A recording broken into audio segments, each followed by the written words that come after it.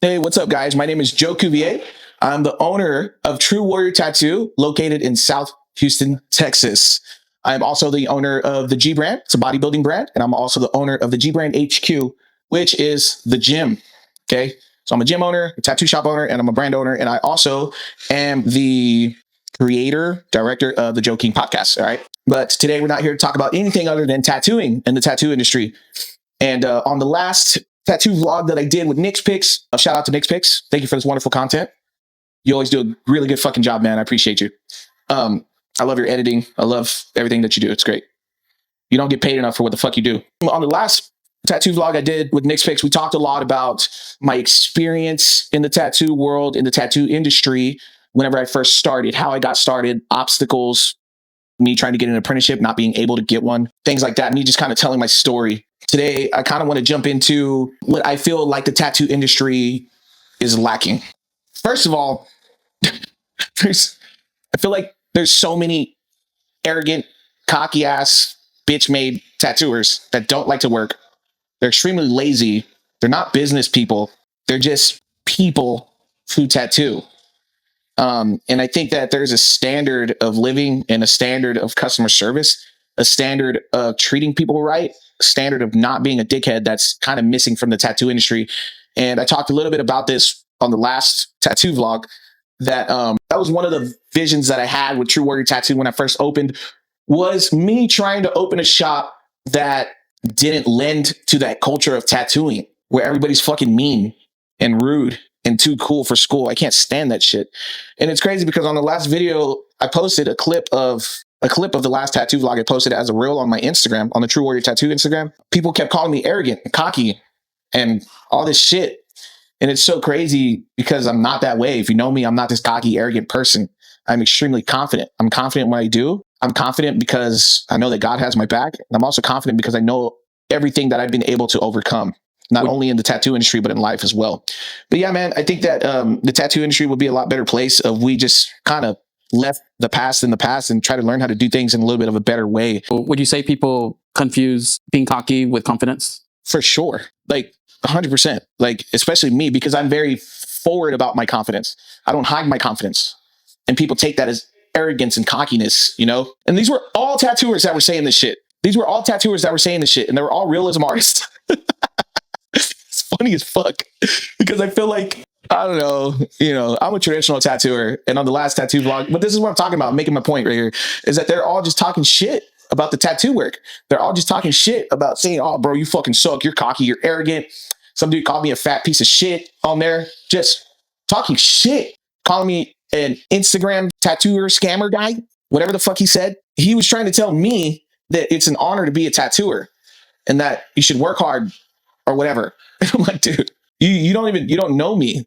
Like, you don't know shit about me, man. And these are all tattooers who are men going on to somebody else's Instagram talking shit. And this is what I'm talking about, bro. I would never, ever fucking go onto somebody's Instagram reel, somebody telling their story, and just start talking shit and tear them apart. I won't do that. And these are all tattooers. And this is what I'm talking about that's missing in the tattoo industry. If anything, I would say that they're a lot more egotistical for thinking that they have the right and gall to do that shit. It's kind of fucking crazy. Like, you read the comments, right? You said you read all of them. I feel like they were just offended and just can't take it. Yeah. They're like, well, I got an apprenticeship. Right. And it's not even right. Okay. So that's another thing. I think that people are taking offense to.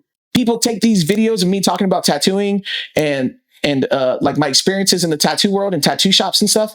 And they get this version of me in their mind that is true about me from a 15-second reel. And they're really mad. Like, they're really upset.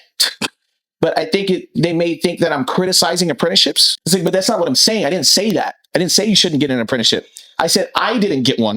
I said I tried to and I didn't. And at the end of the day, I was like, man, fuck this. I'm going to do it anyway. And, the backlash that I got from it, dude, I'm not surprised. They're tattooers.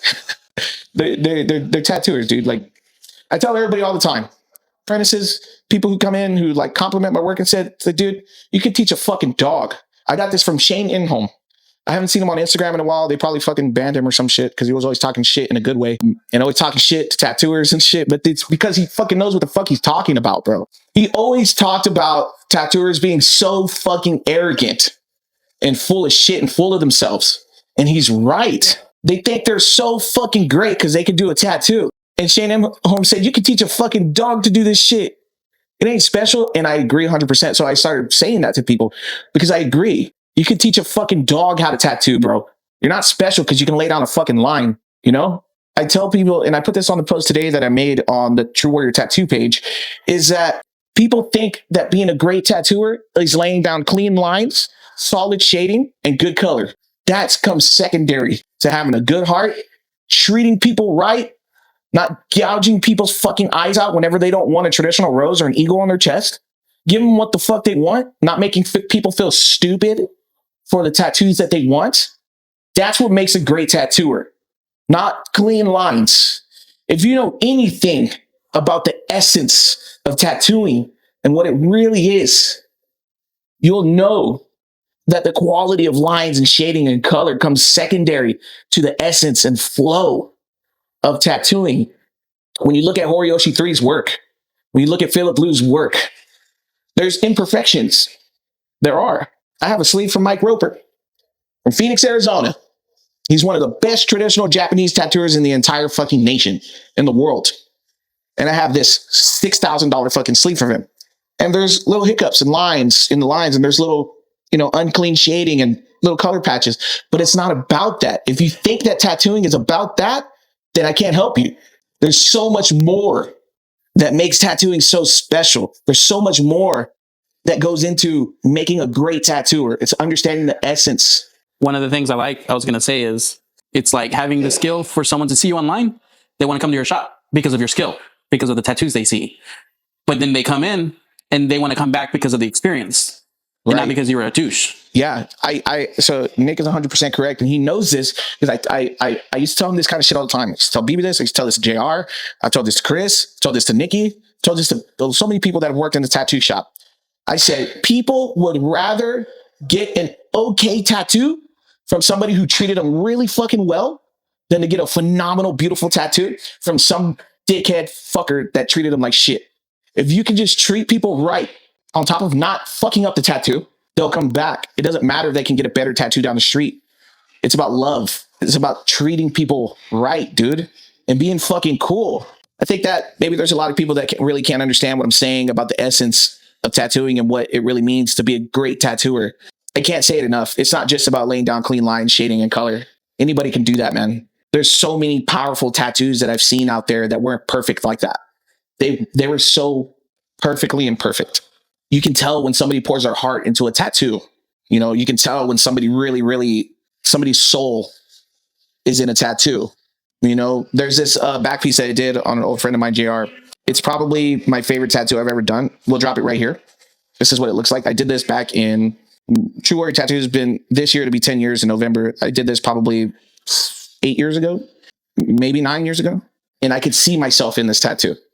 I could see my heart. I could see my soul in this tattoo. I really liked it. I really poured myself into it. It was really great. It's a great tattoo. And it's not the most solid tattoo you'll ever see in your life. It's not the most perfect colors and shading and lines, but it's a beautiful tattoo. I think that if more tattooers could understand that and did a little bit more self-evaluating, that the tattoo industry could be a better place. I got my main bitch with me. Nah, kidding. Your only issue? Yeah, my only bitch. I'm sorry. Your only main. Yeah, dude. So there's been times like I think it's really important for tattooers to try to kind of like have a better attitude, dude. That's what fucks up the industry. Use your bad attitude, shitty attitude. It doesn't matter how good of a tattoo you can do, man. Like solid tattoos doesn't make a good tattoo industry. Good attitudes, hard work, respect for one another, and unity will make a good industry. But you fuckheads don't understand that shit. There's one time I walked to the shop. I'm not going to say the name of it. It's here in Houston on Westheimer. And, dude, I walk in. It's a cool little traditional shop. I wanted to get a tattoo. I walk in and the tattooer is sitting there at the front counter. He looked up at me and then looked down. Didn't say shit. Nothing. And I already know what the fuck y'all going to say. You're sensitive. I'm not fucking sensitive. It's called respect. It's called having respect and running a fucking business. You have to talk to people and treat people right.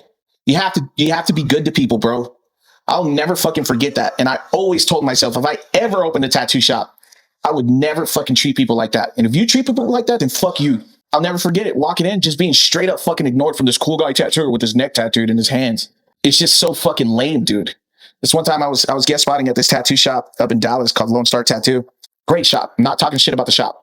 The owner's name is Scott Cooksey. He's one of the reasons why I was able to open True Warrior Tattoo. I learned a lot from him in running a business in a tattoo shop.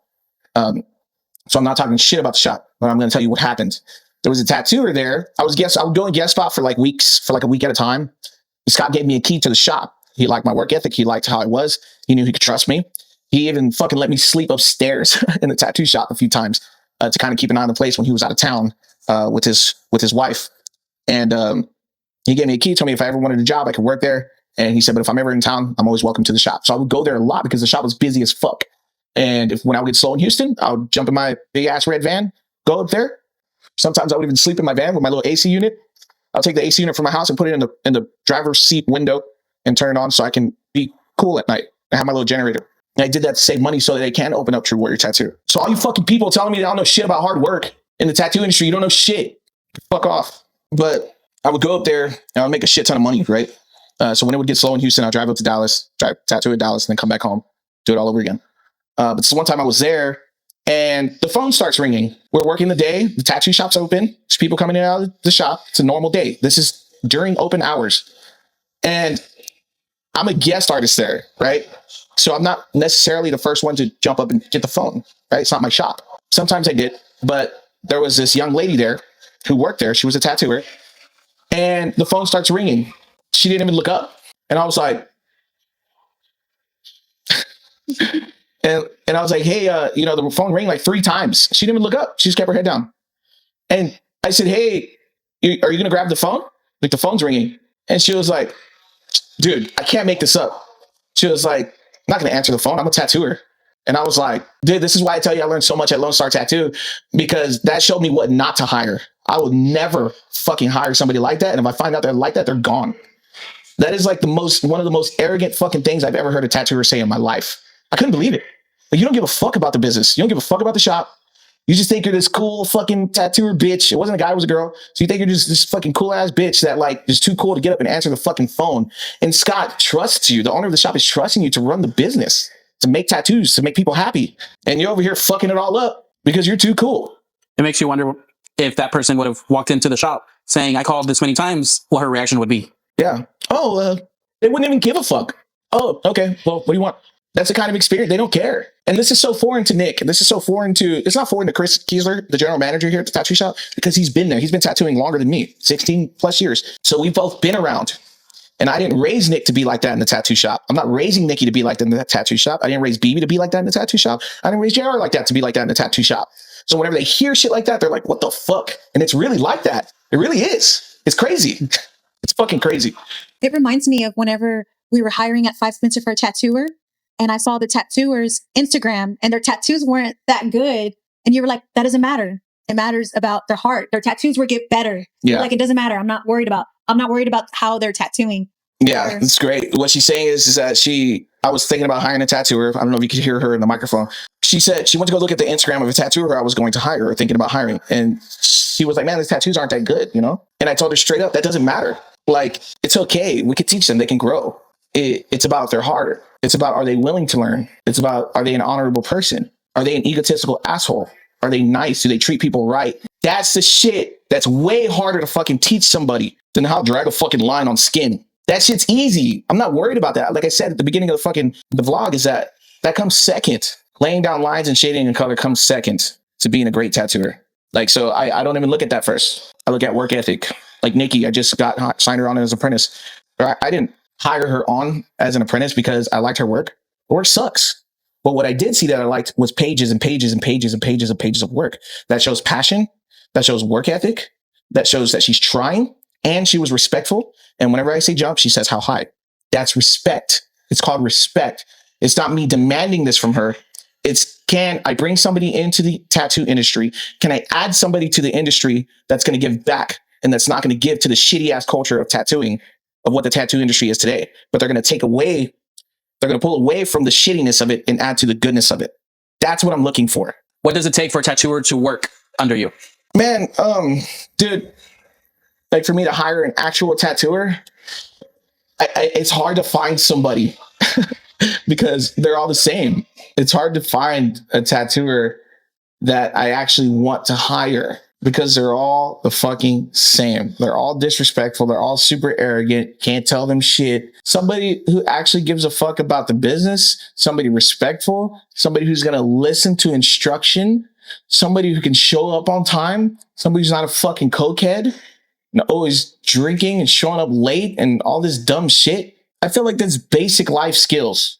Be a functioning human being. Be able to follow instructions. You know, this is a business. This isn't a fucking party hall. We can fucking drink and smoke weed in the back and get fucked up. That's not what I'm doing here. I'm running a fucking business. Anyways, thank you for tuning into this week's tattoo vlog. I enjoyed doing this. If you have any comments or questions, rather, anything that you're curious about with my experiences in the tattoo world, in the tattoo industry, then just drop them in the fucking thing. You know what I'm talking about. I've been tattooing for almost 16 years. This July to be 16 years. And I've been a tattoo shop owner for this year to be 10 years. So I've been around the block a few times. So if there's anything you want to know, you're thinking about opening up a tattoo shop, thinking about starting tattooing, fucking holler at me. But I ain't gonna sugarcoat shit. So anyways, it's your warrior forever.